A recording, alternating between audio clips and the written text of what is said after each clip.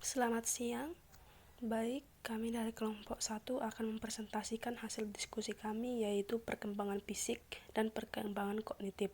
Adapun anggota kelompok kami, yang pertama Gebi Helinda Siburian, MPM 190030, ada Sari Uli Siditonga, MPM 199051, Mega Sanusi Tambunan, MPM 199053, Aryo Manurung 190032,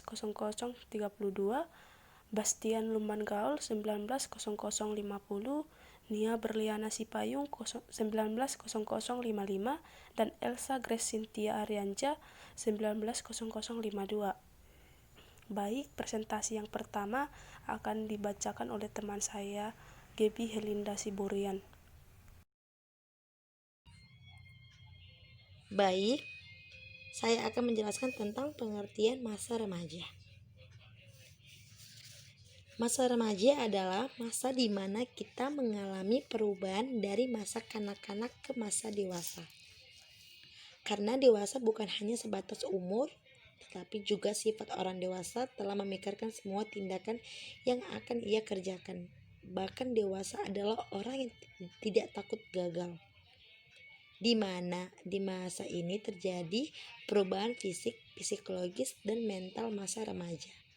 Bermula pada perubahan fisik yang cepat dan pertambahannya berat badan dan tinggi yang dramatis, serta perubahan bentuk tubuh yang perkembangan karakteristik seksualnya seperti pembesaran buah dada, perkembangan pinggang dan kumis, dan dalamnya suara.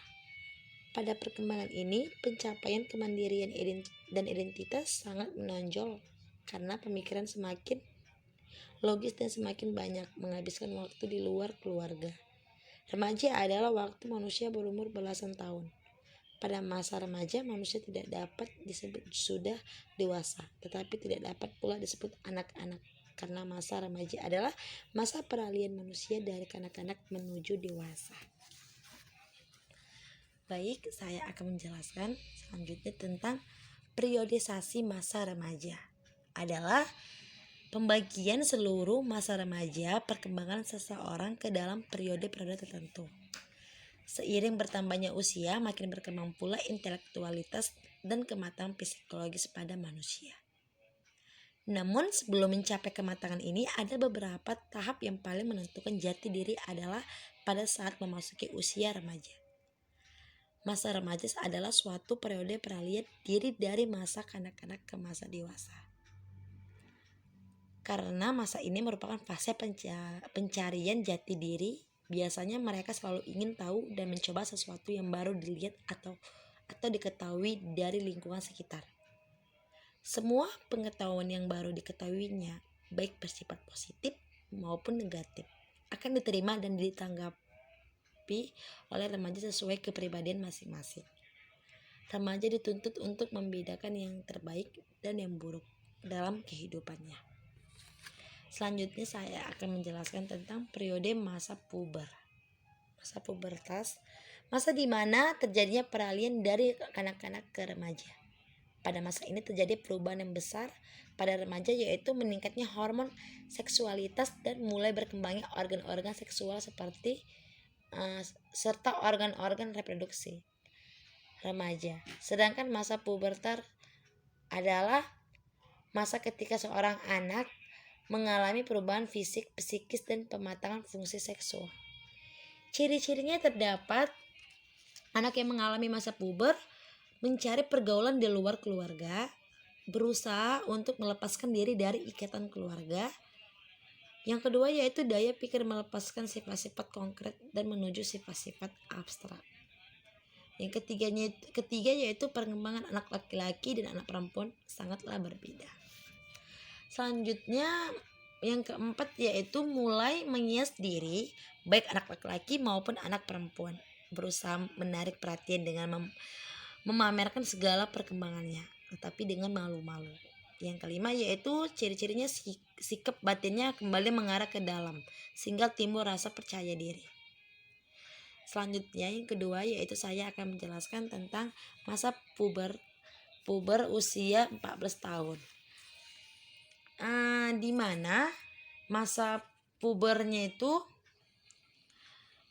mengambil kesimpulan dan informasi keadaan itu menjadi si remaja cenderung lebih mempercayai apa yang ada dalam pikirannya. Dia menjadi anak pintar yang tidak mau menerima sebuah pendapat atau alasan yang masuk akal. Mereka tidak takut menentang orang tua ataupun guru. Disinilah sebenarnya peran orang tua dan guru sungguhlah diperlukan. Mereka memerlukan orang-orang yang biasa mengarahkan mereka pada pematangan diri yang utuh. Diharapkan pada kondisi ini si remaja sudah bisa belajar menghadapi masalahnya. Dia bisa mengambil sikap dengan tegas hingga dewasa kelak dia tidak menjadi manusia yang bergantungan pada siapapun. Seperti ciri-cirinya itu, satu, mereka mulai cemas dalam masalah dan bingung tentang perubahan fisiknya. Yang kedua itu mereka lebih lebih menjelaskan, memperhatikan penampilan. Yaitu yang ketiga, sikapnya tidak menentu. Bisa dikatakan mereka itu anak di usia remaja ini tipikal yang pelin-pelan. Yang keempat itu suka berkelompok dengan teman sebaya karena mereka nyaman dan juga merasa setiap masalah mereka, jadi mereka merasa senasib. Yaitu saya akan menjelaskan tentang rata-rata anak perempuan mencapai tinggi yang matang antara usia 17 tahun sampai 18 tahun dan rata-rata anak laki-laki kira-kira setahun sesudahnya. Maka anak yang pada masa bayi diberi imunisasi biasanya lebih tinggi dari usia yang ke usia dibandingkan dengan bayi yang tidak diberi imunisasi. Yang karena itu lebih banyak menderita sakit sehingga cenderung memperlambat pertumbuhan. Seperti ciri-cirinya itu, pertumbuhan fisik sudah mulai matang, tetapi kedewasaan psikologisnya belum tercapai sepenuhnya. Proses kedewasaan jasmanianya sangatlah pada remaja putri lebih awal dibanding dari remaja pria. Baik, saya akan melanjutkan tentang periode remaja atau 19 sampai 12 tahun. Karena periode pertumbuhan yang lebih lama, anak laki-laki lebih tinggi daripada anak perempuan. Pada saat sudah matang, bertambahnya berat tidak hanya karena lemak, tetapi juga karena tulang dan jaringan otot yang bertambah besar. Bertambahnya berat yang paling besar pada anak laki perempuan terjadi sesaat sebelum dan sesudah haid. Setelah itu bertambahnya berat hanya sedikit. Perubahan proporsi tubuh pada daerah-daerah tubuh yang tadinya terlampau kecil sekarang menjadi terlampau besar. Karena kematangan tercapai lebih cepat di daerah-daerah tubuh yang lain. Ini tampak jelas pada hidung, kaki, dan tangan. Perkembangan yang lain adalah menyangkut perkembangan seksual, pertumbuhan organ-organ genital yang ada baik di dalam maupun di luar.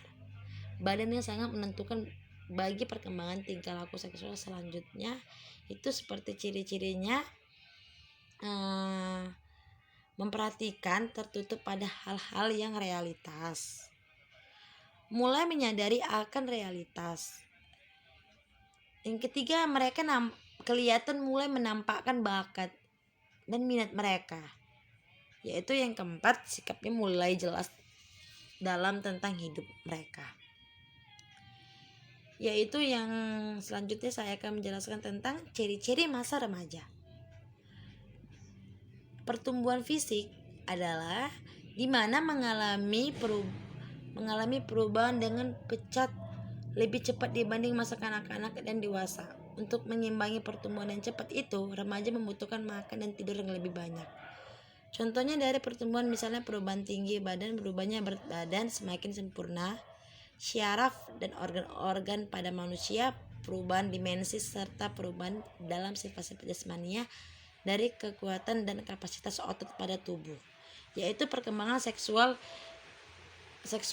Selanjutnya yaitu perkembangan seksual, yaitu pada anak laki-laki mengalami mimpi basah pada layarnya tubuh seperti buah jakun yang membuat suaranya seperti pecah dan di sekitar bibirnya dan kemaluannya mulai tumbuh rambut-rambut sedang. Karena anak perempuan rahimnya sudah mulai bisa dibuahi atau sudah menstruasi seperti kayak datang bulan. Selanjutnya yaitu tentang cara berpikir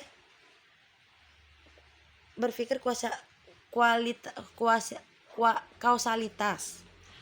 yaitu menyangkut hubungan sebab dan akibat. Remaja mulai berpikir kritis sehingga dia akan melawan bila orang tua, guru, dan lingkungan masih menganggapnya sebagai anak kecil. Contohnya itu kayak Anto adalah siswa SMA. Ketika dia mau cabut dari sekolah karena dia bosan dengan pelajaran yang sedang berlangsung, maka dia berpikir, jika saya cabut, apa yang akan terjadi? Mungkin orang tua akan dipanggil. Jadi dia berpikir antara cabut dari kelas atau tetap tinggal di kelas itu walaupun dia tidak menyukainya. Yaitu selanjutnya emosi yang meluap-luap. Keadaan emosi remaja masih labil karena erat hubungan dengan keadaan hormon. Suatu saat dia bisa sedih sekali dan lain kali bisa senang sekali. Contohnya itu seperti kalau emosi kita sedang meluap-luap membuat hari-hari kamu tuh nggak semangat. Jadi emosi yang meluap-luap contohnya itu seperti ada masalah yang membuat Anda menjadi emosi yang berlebihan. Tapi emosi yang berlebihan itu akan membuat hari-hari kamu itu jadi nggak bersemangat. Dan kamu itu jadi tidak baik dengan hubungan dengan orang sekitar karena kamu sudah emosi itu udah berlebihan. Maka Anda menahan emosi itu supaya emosi tidak meledak-ledak dan enggak merugikan orang lain. Bagaimana cara mengendalikan emosi? Anda itu pikirkan buruk seketika. Anda itu berpikir positif walaupun Anda dilandas masalah yang rumit. Cenderung otak Anda akan memikirkan jalan keluar untuk terbaik kalau ada berpikir positif dan berusaha untuk memikirkan agar tidak muncul reaksi yang negatif. Mencoba diam karena kita bisa mengendalikan emosi saat kita diam atau kita berusaha memberi promosi yang positif agar masalah itu terjadi lagi. Bisa mengendalikan emosi yang tidak, kita bisa menahan diri agar mendapat solusi yang tepat untuk mengatasi masalah yang kita alami. Selanjutnya yaitu mulai tertarik pada lawan jenis. Secara biologis manusia terbagi atas dua, yaitu laki-laki dan perempuan. Dalam kehidupan sosial remaja, mereka mulai tertarik pada lawan jenis dan mulai berpacaran. Contohnya wanita yang berbicara dengan lembut dan manis tampaknya lebih menarik dan mudah, sementara pria yang berbicara dalam kalimat pendek dan dengar suara yang rendah lebih menarik bagi wanita tanpa sadar. Karena suara kasar menunjukkan si pemiliknya memilih tubuh yang besar, sementara orang yang dengan suara yang tinggi cenderung dianggap bertumbuh mungil. Selanjutnya itu terikat dengan kelompok. Remaja dalam kehidupan sosial sangat tertarik pada kelompok sebaya. Dalam pengalaman pun mereka berusaha untuk berbuat yang sama. Misalnya berpacaran, berkelahian, dan mencuri apa yang dilakukan pemimpin kelompoknya. Ditirunya, walaupun yang dilakukan itu tidak baik, dalam kelompok itu bisa melampiaskan perasaan tertekan karena mungkin tidak dimengerti oleh orang tua dan kakak-kakak. Contohnya dalam perpacaran, anak tersebut ikut atau terpengaruh dengan teman-teman sebayanya seperti gaya berpacaran yang kelewatan batas, maka dia akan ikut-ikut terhadap teman-teman. Saya Elsa Grace Cynthia Rianja akan menjelaskan tentang perkembangan fisik. Menurut Papalia dan Olds pada tahun 2001, mereka mengatakan perkembangan fisik adalah perubahan-perubahan pada tubuh, otak, kapasitas sensoris, dan keterampilan motorik. Perubahan pada tubuh itu dapat ditandai pada pertambahan tinggi dan berat badan, pertumbuhan tulang dan otak, dan kematangan organ seksual dan fungsi reproduksi. Tubuh remaja mulai beralih dari tubuh kanak-kanak yang cirinya adalah pertumbuhan menjadi tubuh orang dewasa yang cirinya adalah kematangan. Perubahan fisik otak sehingga strukturnya semakin sempurna, meningkatkan kemampuan kognitif. Menurut Piaget dalam Papalia dan Olds tahun 2001, perubahan fisik otak itu maksudnya seperti ukuran otak semakin bertambah, kemampuan otak dalam berpikir, memahami semakin bertambah dalam hal pelajaran. Ciri-ciri perkembangan fisik remaja. Perubahan dan perkembangan fisik pada remaja tidaklah sama dan terdapat perbedaan individualnya, yakni terjadi penurunan dalam laju pertumbuhan dan perkembangan internal lebih menonjol daripada perkembangan eksternal yang secara normal akan terjadi di setiap remaja. Menurut Santrok, perubahan tubuh yang paling menonjol pada remaja perempuan yakni pertambahan tinggi badan yang cepat, menstruasi, pertumbuhan buah dada, suara semakin melengking atau semakin cempreng, pertumbuhan rambut kemaluan. Sedangkan pada laki-laki itu pertambahan tinggi badan yang cepat, pertumbuhan penis, pertumbuhan testis, pertumbuhan rambut kemaluan. Awal masa puber anak laki-laki ditandai dengan mimpi basah, suara mulai menurun atau mulai bongor, kumis mulai tumbuh, jakun juga mulai tumbuh. Sedangkan menurut Elizabeth B. Hurok, dia mengemukakan bahwa perubahan fisik itu dibagi menjadi perubahan eksternal dan perubahan internal. Perubahan eksternal, tinggi badan, berat badan, proporsi tubuh, organ seks. Yang pertama, tinggi badan, contohnya itu dulu waktu anak-anak Anda tinggi badannya 140 cm, ketika Anda masuki masa remaja tinggi badan Anda naik menjadi 150 cm. Yang kedua adalah berat badan.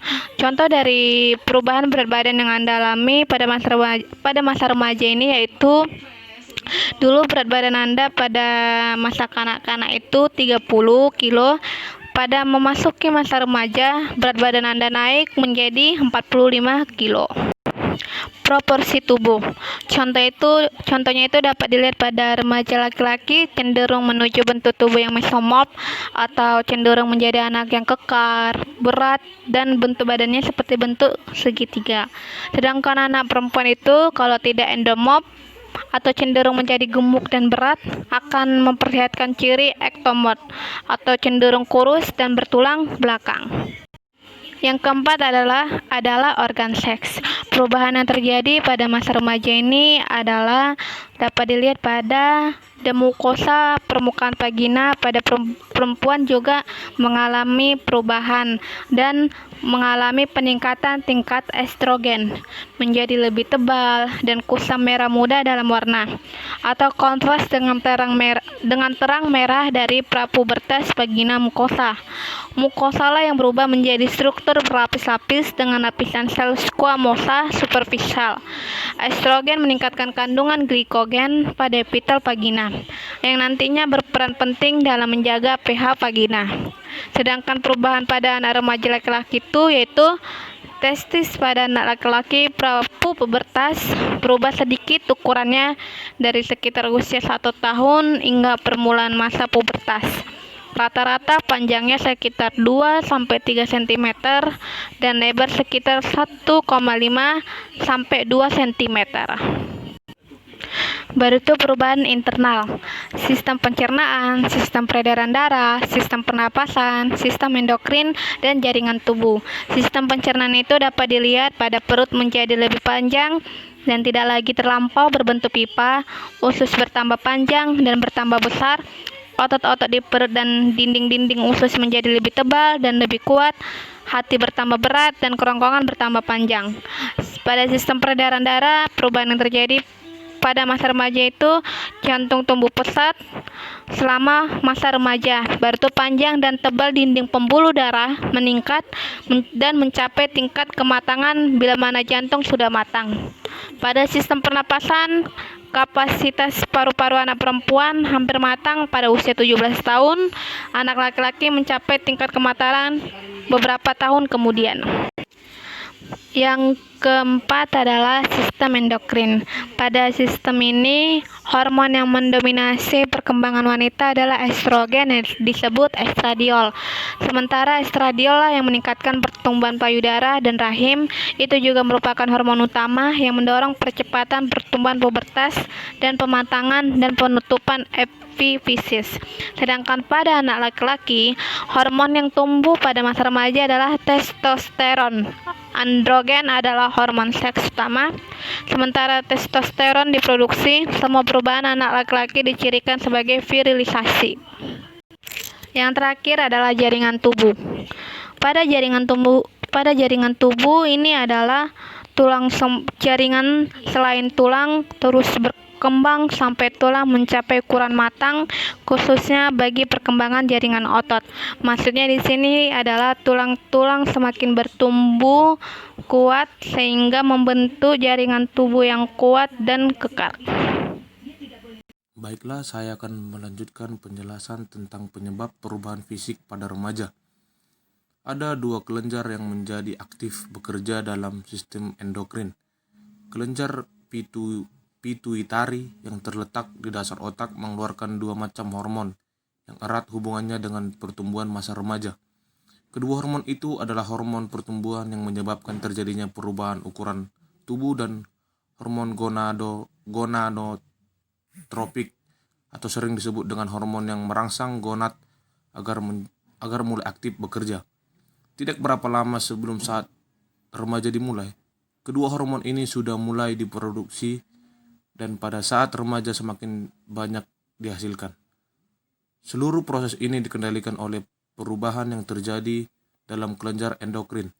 Kelenjar ini diaktifkan oleh rangsangan yang dilakukan kelenjar hipotalamus, yaitu kelenjar yang dikenal sebagai kelenjar untuk merangsang pertumbuhan pada saat remaja dan terletak di otak.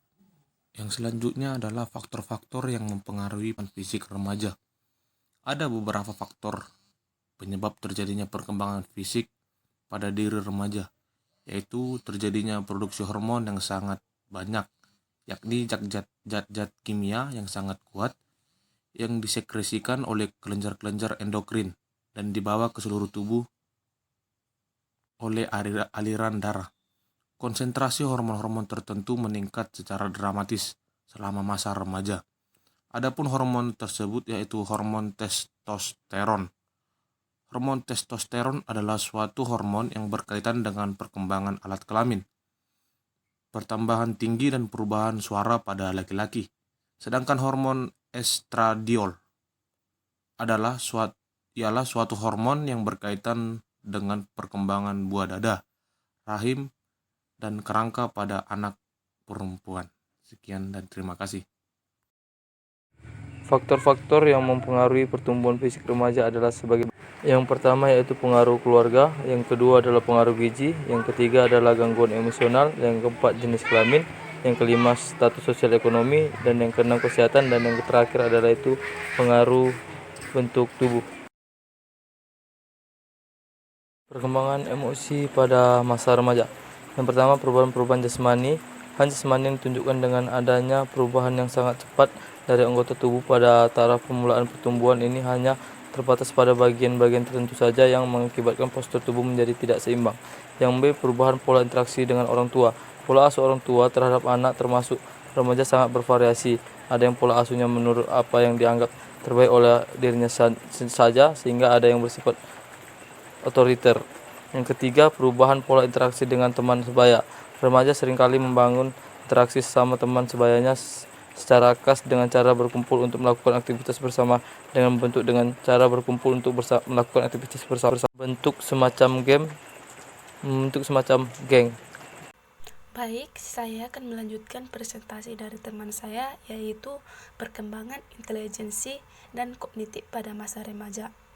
Perkembangan kognitif adalah perubahan kemampuan mental seperti belajar, memori, menalar, berpikir, dan bahasa. Piaget dalam Papalia dan Ors 2001 mengemukakan bahwa pada masa remaja terjadi kematangan kognitif, yaitu interaksi dari struktur otak yang telah sempurna dan lingkungan sosial yang semakin luas untuk bereksperimentasi memungkinkan remaja untuk berpikir abstrak. Piaget menyebutkan tahap perkembangan kognitif ini sebagai tahap operasi formal dalam Papalia dan Ors 2001. Menurut Piaget, perkembangan kognitif mempunyai 4, yaitu kematangan. Kematangan sistem saraf menjadi penting karena memungkinkan anak memperoleh manfaat serasa maksimum dari pengalaman fisik. Yang kedua, penenggelaman, yaitu hubungan timbal balik antara organisme dengan dunianya. Yang ketiga, interaksi sosial, yaitu pengaruh-pengaruh yang diperoleh dalam hubungannya dengan lingkungan sosial. Yang keempat, equilibrasi, yaitu adanya kemampuan atau sistem mengatur dalam diri organisme agar dia selalu mampu mempertahankan keseimbangan dan penyesuaian diri terhadap lingkungannya. Berikutnya, ciri-ciri perkembangan kognitif pada masa remaja menurut Piaget. Yang pertama, mampu menalarkan secara abstrak dalam situasi yang menawarkan beberapa kesempatan untuk melakukan penalaran deduktif, hipotesis, dan berpikir profesional. Penalaran deduktif hipotesis adalah suatu proses kognitif di mana saat seorang dihadapkan pada suatu permasalahan, maka ia memulai dengan suatu teori umum dari seluruh faktor mungkin mempengaruhi dari hasil menyimpulkan dalam suatu hipotesis tentang apa yang mungkin akan terjadi. Jadi pada tahap operasi formal ini remaja sudah bisa berpikir sistematis dengan melakukan bermacam-macam penggabungan, memahami adanya bermacam-macam aspek pada suatu proporsionalan yang dapat diselesaikan seketika. Yang kedua, memahami kebutuhan logis dari pemikiran profesional, memperoleh penalaran premis yang kontradiktif dengan realita. Pemikiran profesional adalah remaja dapat mengevaluasi logika dan proporsi tanpa merujuk pada keadaan dunia nyata. Yang berikutnya, memperhatikan distori kognitif, yaitu pendengaran imajiner atau suatu distori kognitif di mana remaja merasa bahwa dirinya selalu di atas panggung, menjadi pusat perhatian orang-orang. Dan dongeng pribadi merupakan distori kognitif kedua yang ditunjukkan oleh remaja, di mana di sini remaja dengan percaya diri bahwasanya dirinya diperhatikan oleh banyak orang sehingga dia merasa bahwa dirinya yang sangat penting bagi orang lain. Perkembangan bahasa pada masa remaja menurut Santrok. Sebagaimana dikemukakan Santrok 2007, remaja menunjukkan perkembangan bahasa sebagai berikut. Yang pertama, terjadinya peningkatan penguasaan dalam penggunaan kata-kata yang kompleks, di mana remaja menjadi lebih baik dari anak-anak dalam menganalisis fungsi suatu kata yang berperan dalam sebuah kalimat. Misalnya dulu sewaktu remaja masih di tahap kanak-kanak, mereka masih memahami atau masih mengerti beberapa kata atau beberapa kalimat, sedangkan di masa remaja mereka sudah mulai memahami atau sudah menguasai banyak kalimat atau kosakata. Dan di masa remaja ini juga mereka sudah mampu menganalisis atau sudah mampu memahami kata-kata yang menurutnya waktu masih kanak-kanak susah atau sulit untuk dimengerti. Yang kedua yaitu mengalami kemajuan dalam memahami metafora atau perbandingan makna antara dua hal berbeda menggunakan suatu kata untuk makna yang berbeda, dan satir atau menggunakan ironi, cemooh atau lelucon untuk mengekspos kekejian atau kebodohan. Misalnya di masa kanak-kanak mereka belum memahami penggunaan suatu kata ini atau apakah kata ini bisa digunakan untuk atau memiliki dua arti yang berbeda. Nah, di masa remaja ini mereka sudah mulai mengerti bahwa kata ini memiliki dua arti yang berbeda dan dalam konteks yang berbeda pula. Misalnya itu kata bisa dapat diartikan dengan dua makna, yaitu yang pertama bisa, yaitu bisa ular, dan yang kedua dapat diartikan kata bisa itu sebagai mampu. Contohnya itu bisa ini adalah bisa ular, dan contoh yang kedua yaitu saya bisa belajar bahasa Inggris. Itu satu kata tapi memiliki makna yang berbeda.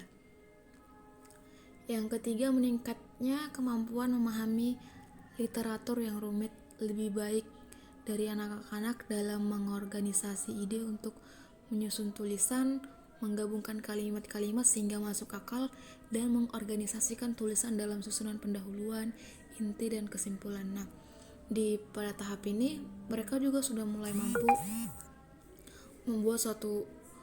membuat kata-kata itu menjadi kalimat yang masuk akal dibanding waktu mereka masih masa kanak-kanak, karena di masa kanak-kanak mereka masih memiliki kosakata yang sedikit sehingga sulit untuk membuat kalimat-kalimat yang masuk akal.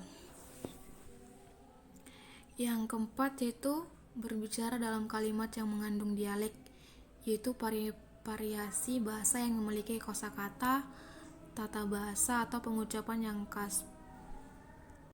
Kemudian tahap perkembangan kognitif menurut VZ bagian A yaitu tahap formal.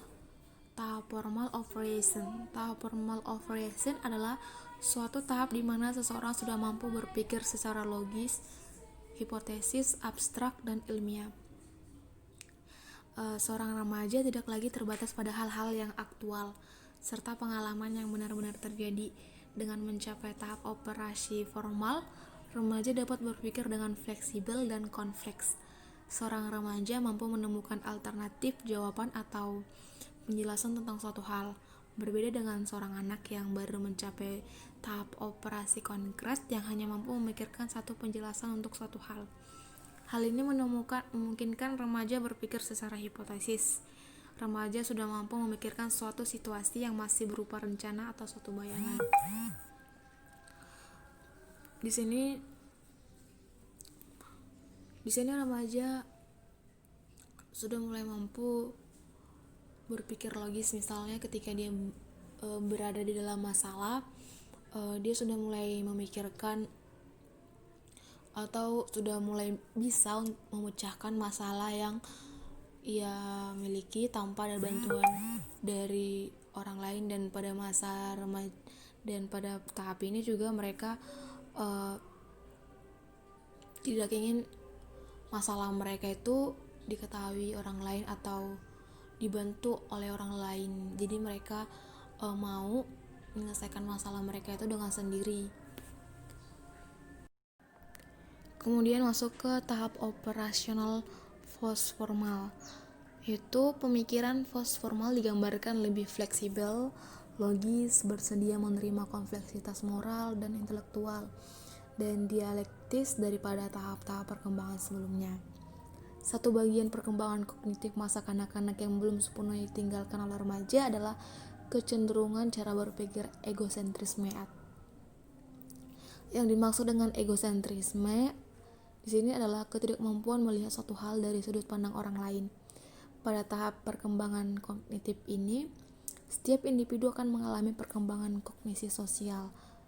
Menurut Deci dan Kenny, yang dimaksud dengan kognisi sosial adalah kemampuan untuk berpikir secara kritis mengenai isu-isu dalam hubungan interpersonal yang berkembang dalam usia dan sejalan dengan pengalaman, serta berguna untuk memahami orang lain dan menentukan bagaimana melakukan interaksi dengan mereka. Tadi di sini dikatakan bahwa